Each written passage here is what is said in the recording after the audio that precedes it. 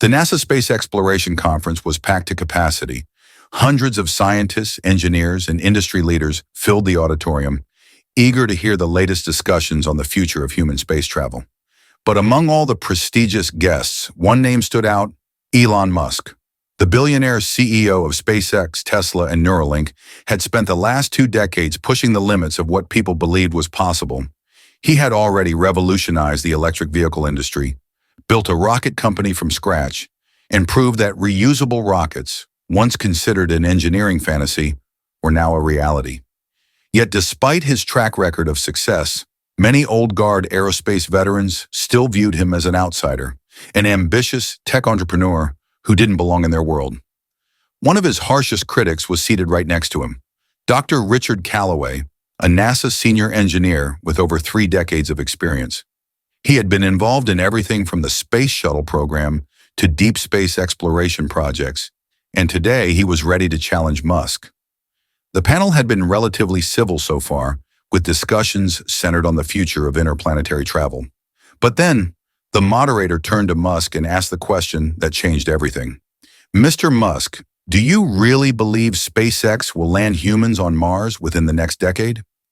Elon leaned slightly forward, his expression calm but certain. "Absolutely." A wave of murmurs spread through the audience. Some people nodded thoughtfully, intrigued. Others exchanged skeptical glances. A few even chuckled under their breath. And Dr. Calloway saw his chance. The veteran NASA engineer let out a loud, exaggerated sigh, shaking his head in disapproval. Then he turned toward Musk and spoke into his microphone, his tone laced with condescension. "Elon, I admire your enthusiasm," he said, "but let's be realistic. Getting to Mars isn't like launching an iPhone app. It's not a software update. It takes real engineering, real experience. NASA has been working on Mars missions for decades, and we're still not there. But you," he chuckled, "you think your reusable rockets are just going to magically solve every problem?" A few in the crowd laughed along with him. Musk's expression didn't change. Without breaking eye contact, he calmly adjusted his microphone and spoke. "What exactly is your concern, Dr. Calloway?" Calloway smirked, leaning back in his chair. "Physics, Elon. Real physics. Let's talk about your Starship program. You claim it'll carry 100 people to Mars in a single launch. But let's look at the facts. Your design is untested at interplanetary distances. You don't have the radiation shielding figured out.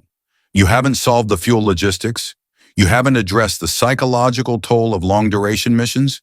You haven't—" "I get it," Musk interrupted, raising a hand. "You think it's impossible."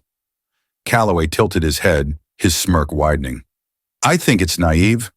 The room fell completely silent. The tension between them was palpable. Musk nodded slowly, then exhaled, his gaze locked onto Calloway's. "You remind me of the people who said reusable rockets were impossible. The same people who told me electric cars would never work.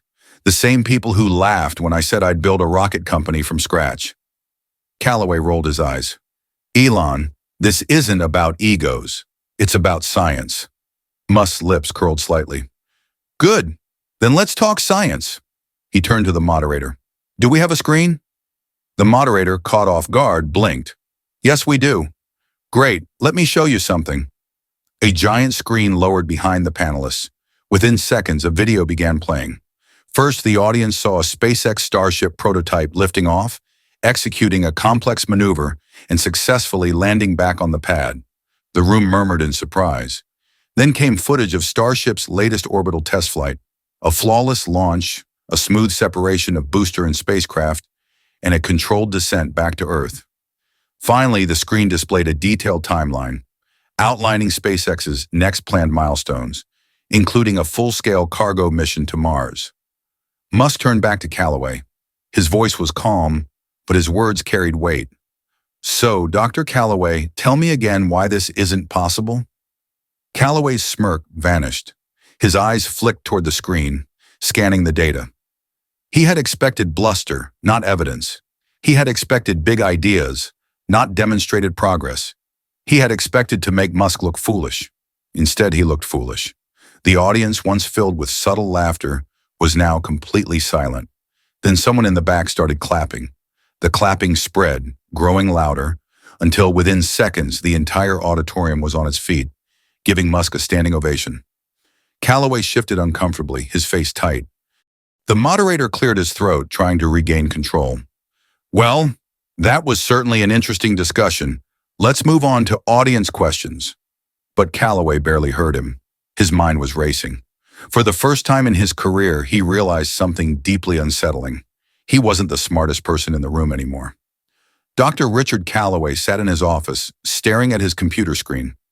It had been 6 months since the debate with Elon Musk at the space conference, yet the moment still replayed in his mind like a loop he couldn't escape. He had walked onto that stage confident, ready to put Musk in his place, to remind everyone that space travel wasn't about flashy presentations and grand promises. It was about science, realism, and patience. But in those few minutes, Musk had flipped the narrative on him. The data Musk had presented was real. The progress SpaceX had made was undeniable. In Calloway's own words, once spoken with such certainty, now felt empty and outdated. The worst part wasn't the viral videos or the internet memes mocking his disbelief. The worst part was sitting at NASA, watching nothing change. NASA headquarters was as slow-moving as ever. Every new idea went through layers of bureaucracy, drowning in risk assessments and endless committee meetings. Meanwhile, Calloway couldn't ignore what was happening at SpaceX. Starship had completed another high-altitude test. SpaceX had figured out a solution for in-orbit refueling. They had already built prototypes for equipment they planned to send to Mars. NASA, on the other hand, had just finalized a report. A report, not a rocket, not a mission. Just another report on how they might, one day, approach the idea of sending humans to Mars. Calloway clenched his jaw as he sat through yet another meeting about projected Mars mission dates, 2045. That was the official estimate, 20 years away. And yet SpaceX was planning a full cargo test mission within the next 3 years. It was no longer a question of who had the best minds or the best funding. It was a question of who was actually doing something, and NASA wasn't. Late one evening, long after most of his colleagues had left, Calloway sat alone in his office. He pulled up 2 files on his computer. On one side, NASA's projections for Mars, bureaucratic red tape, committees, and estimated costs that made no sense. On the other, SpaceX's latest progress report, Starship test results, fuel transfer demonstrations, even early prototypes for Mars habitat modules.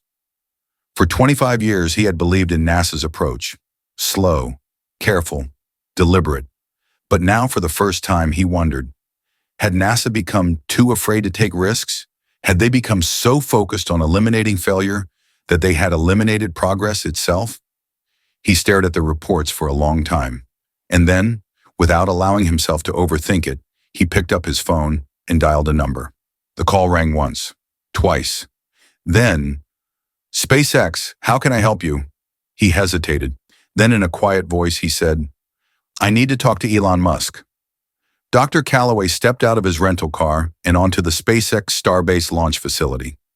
It was his first time seeing it in person, and what struck him immediately was how different it was from NASA's headquarters.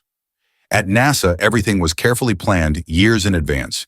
Here at SpaceX, things were being built in real time. Technicians and engineers moved with urgency. Massive Starship prototypes stood towering against the sky. He had spent years mocking this company, calling it reckless. Now, he was walking through the future. Musk greeted him in the main control center. No formalities, no ego, just a simple question. "So, how do we get to Mars faster?" That was the difference. NASA analyzed why things couldn't be done. SpaceX asked how to make it work. And for the first time in his life, Calloway had no doubts about which mindset was right. Months passed. Calloway had expected resistance when he joined SpaceX, but what surprised him most was how fast everything moved. Ideas weren't debated for years. They were tested. Mistakes weren't avoided at all costs. They were expected and learned from. He had spent decades fearing failure. Now he understood something Musk had been saying all along. Failure wasn't the enemy. Stagnation was. One afternoon, Calloway stood outside watching a full-scale Starship prepare for another test flight. He had witnessed hundreds of rocket launches before, But this one was different, because this time, he wasn't an outsider looking in. He was part of it. The countdown began. He turned to a young engineer beside him. "You ever get tired of seeing this?" Calloway asked. The engineer grinned. "Not once." 10 seconds. The engines rumbled to life. Calloway took a deep breath. For years, he had been stuck in the past, defending a system that was no longer the best. Now, he was helping build the future. 3, 2, 1. The starship lifted off, fire and smoke billowing beneath it as it roared into the sky. And as Calloway watched it ascend, he finally understood.